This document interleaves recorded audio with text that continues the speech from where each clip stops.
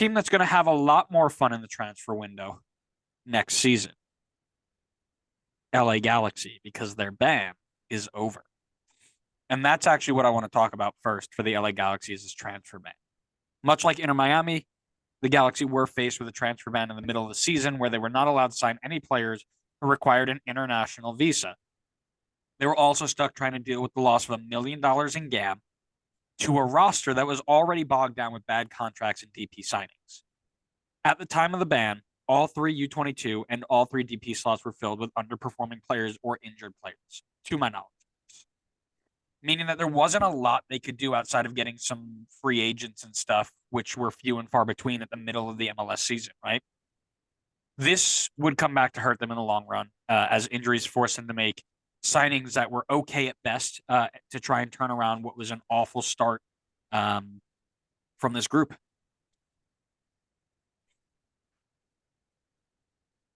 Yeah, I think I kind of touch on that point throughout my couple of points that I have here. I don't think I have one specifically for it, but definitely the penalties certainly had some impact on this. My first point, I think it's an obvious one, but injuries. I mean, injuries have decimated this team this year. A team that should be better than where they currently are in the standings. I think key long-term injuries to guys like Chicharito, Gaston Brugman, and Jalen Neal have killed the momentum of this team, and I think in turn pretty much killed their season. And I mean, solution-wise, it's basically the same thing as Miami. You just got to give them some time to recover and come back and get back integrated into the team again, and then let them all cook with Ricky Puig.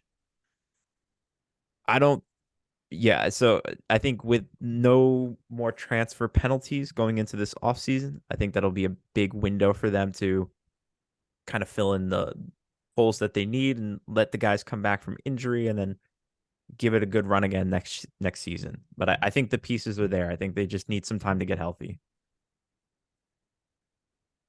Funnily enough, that's my second point is the injury train. Like Toronto, the Galaxy suffered their fair share of injuries as well to key players, right? Chicharito missing 20 games with his knee injury. Martin Cáceres, 17 games with a knee injury. Gaston Brugman, one of my favorite players in the league, watching him play is like watching art. 11 games. Caligari, who you don't even know, I do as know. evident, as evident, I know him now. as evident from Fun Game Friday. Uh, 6 games, and Jalen Neal 5 games, all to end the year. So there were players who were hurt inside that as well that I haven't mentioned.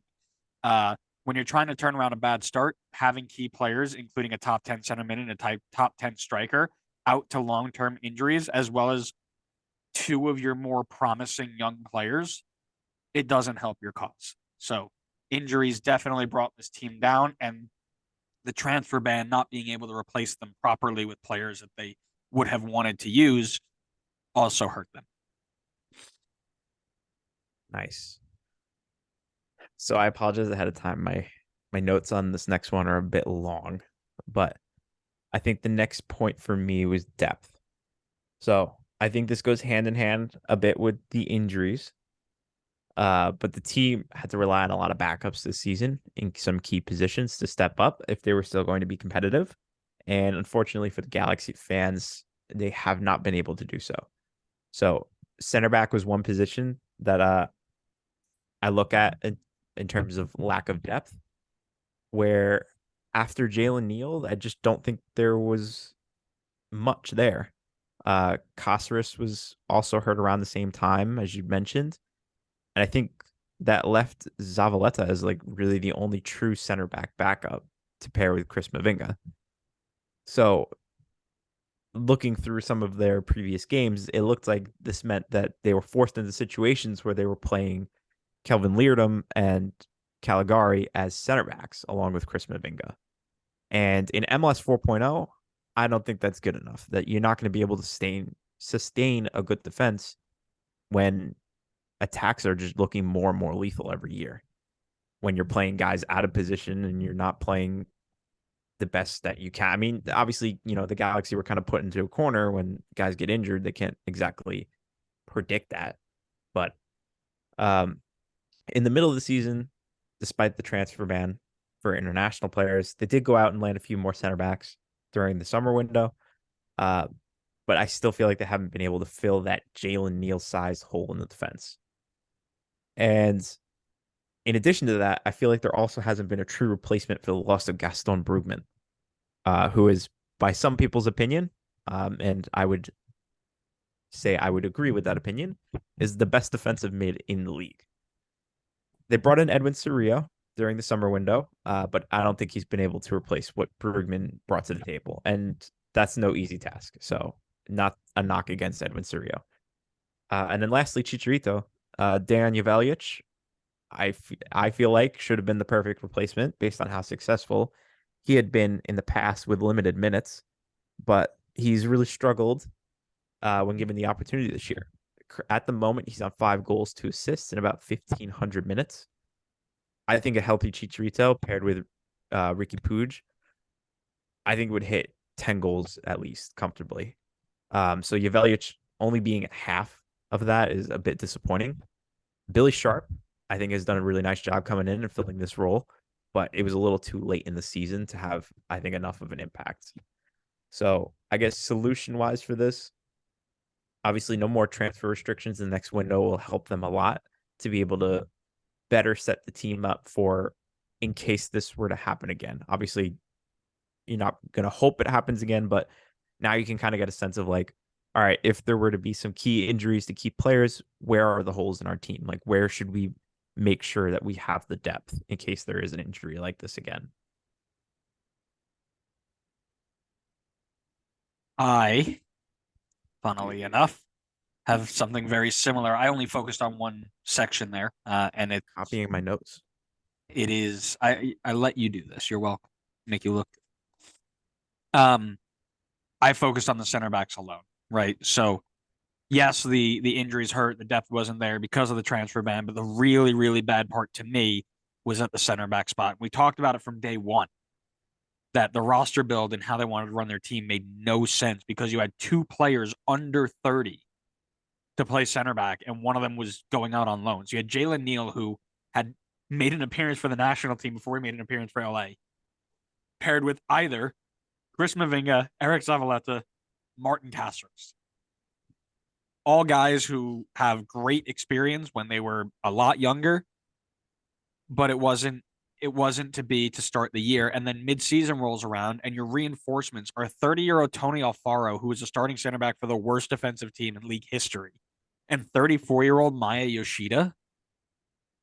This isn't 1.0 MLS. Attackers are quick, they're agile, they're smart. These guys are okay if you have them in like 1 or 2 players in a spurt for a team, like Chiellini, for example, in LAFC, surrounded by a lot better, younger, I won't say better, but younger, more athletic guys where he can just direct and use his experience is fine. But to have an entire back line surrounded by one guy who can do it, not great. So they were responsible for shipping the most goals through the entire league this year. Surefire way to get yourself right out of the playoffs. And the reason why is because they didn't do their job building their team correctly. And it started at the center. I'm going to steal your word here. Funnily enough, my last point pretty much right on the same wavelength here. It was about the defense. I mean, I think it's an obvious point. It seems obvious that we would both cover it. They are the worst defensive team in the league. And to the exact point you made, even at the start of the season, just looking at the roster that they had put together in the defense, it did not make us feel great about them defensively. Um, I think in some part, the defense has been hurt a little bit by injuries, certainly to Jalen Neal. And I think a couple of the fullbacks have been on and off with injuries as well. But as I mentioned before, even going into the start of the season, the roster didn't look great defensively. Uh, at the start of the year, the roster it's at center back specifically consisted of Jalen Neal, who had a lot of potential but had yet to play professional minutes yet, so unproven at that point. Chris Mavinga, who was coming off a brutal year with Toronto, very much past his peak, Martin Castros, and Eric Zavaleta. That's not great center back depth. And it was made all the worse when Jalen Neal had gotten hurt. And I think they have good young fullbacks, just to kind of round out the rest of the defense in Caligari and Julian Ade.